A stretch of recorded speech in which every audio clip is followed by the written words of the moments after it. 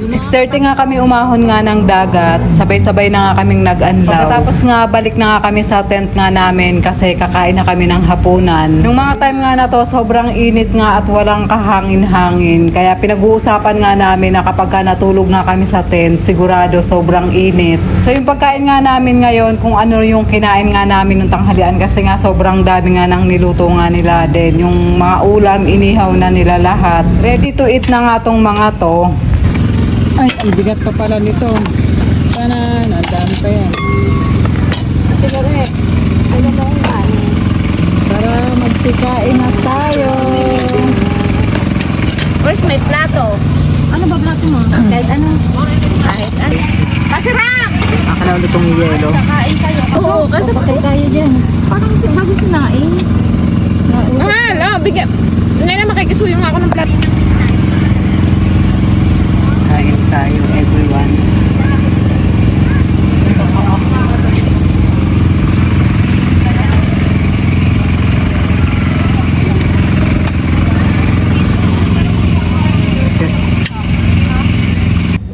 Pagkatapos nga namin kumain, lumipat nga kami dito sa may tabing dagat, sa may buhanginan kasi dito nga kami uminom. Sobrang init din kasi dun sa pinagpwestuhan nga kung nasan nga yung mga tent nga namin. So yung paglipat nga namin dito, ganun din, maalingasaw din siya. Dito.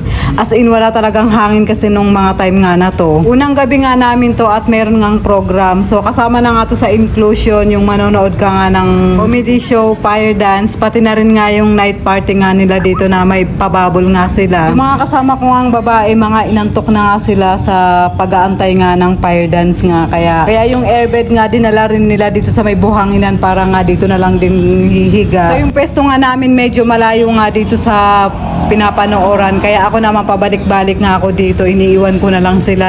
Ladies and gentlemen, the reggae master, Black Jack, the time, the grind.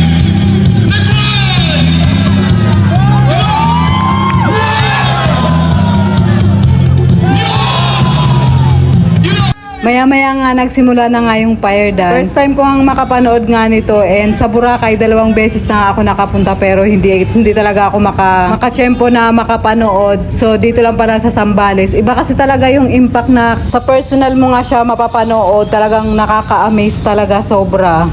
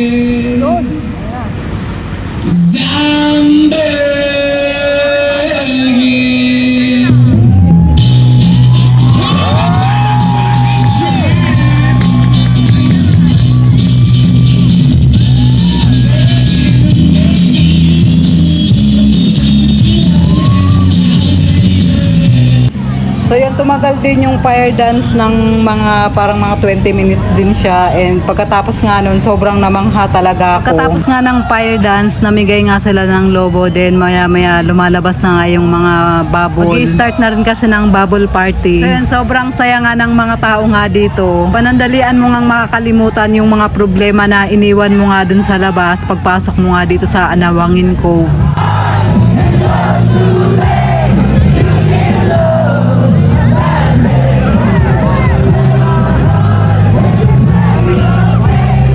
Isang oras din nga yung itinagal nga ng bubble party. After nga noon, tinigil na nga nila din. Pero may nagpapatugtog pa din kasi nga may mga umiinom pa nga sa gilid. Sa gilid nga ng dagat. So yan na guys, hanggang dito na lang po yung ating video for today. Maraming salamat po sa inyong panonood. Mag-iingat po kayo palagi. God bless and babush!